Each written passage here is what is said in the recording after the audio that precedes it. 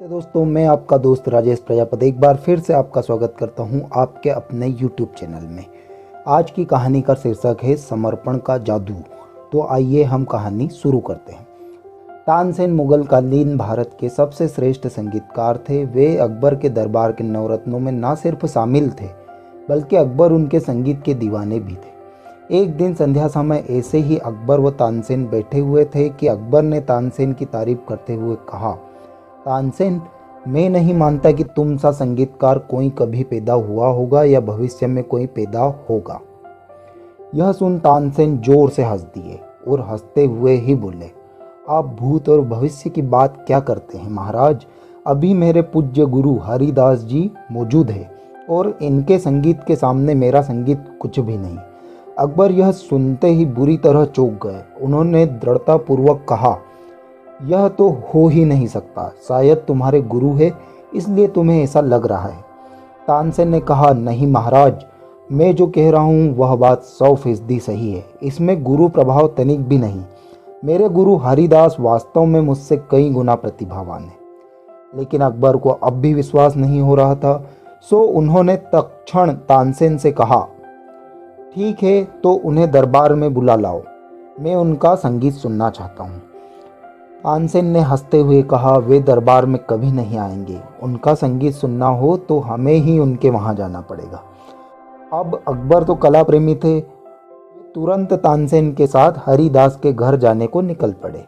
जैसे ही घर के निकट पहुँचे, तानसेन ने कहा, हम यहाँ बागड़ में छिप जाते हैं, देखते हैं वे कब राग छेड़ते हैं। अकबर बोले, अरे हम यहाँ इंतजार क्यों करें, तुम जाकर उनसे कह दो कि महाराज स्वयं पधारे हैं और आपका संगीत सुनना चाहते हैं। तानसेन ने कहा, यह नहीं हो सकता महाराज, उन्हें आपके आने जाने से कोई फर्क नहीं पड़ने वाला। वे तो अपनी मर्जी से अपने समय पर ही राग छेड़ेंगे। अब तो और कुछ किया नहीं जा सकता था। अकबर को हरिदास का संगीत सुनना ही था, सो चुपचाप तानसेन के साथ बागड़ के पीछे छुप गए और हरिदास के राग छेड़ने का इंतजार करते रहे। उधर मध्य रात्रि को हरिदास ने आलाप छेड़ा और छेड़ा तो ऐसा छेड़ा कि अकबर स्तब्ध रह गए। उनकी आंखों से आंसू बहने लगे। तानसेन का उसके गुरु में कोई मुकाबला हो ही नहीं सकता था। खैर, हरिदास का पूरा गान सुनकर अकबर व तानसेन राजमहल के लिए निकल पड़े। रास्ते में अकबर ने तानसेन से पूछा, तुम ऐसा क्यों नहीं गा सकते, प्रयास करो, दुनिया में क्या असंभव है। तानसेन ने कहा, यह कभी नहीं हो सकता। अकबर ने चौंकते हुए पूछा, क्यों। तानसेन ने कहा, बात प्रतिभा या प्रयास की है ही नहीं, क्योंकि मैं दरबार में आपकी जी हुजूरी में गाता हूँ। मुझमें गुरु वाली बात आ ही नहीं सकती। मनुष्य जो कार्य अपनी मस्ती में और सिर्फ अपने लिए करता है उसकी बात ही अलग होती है।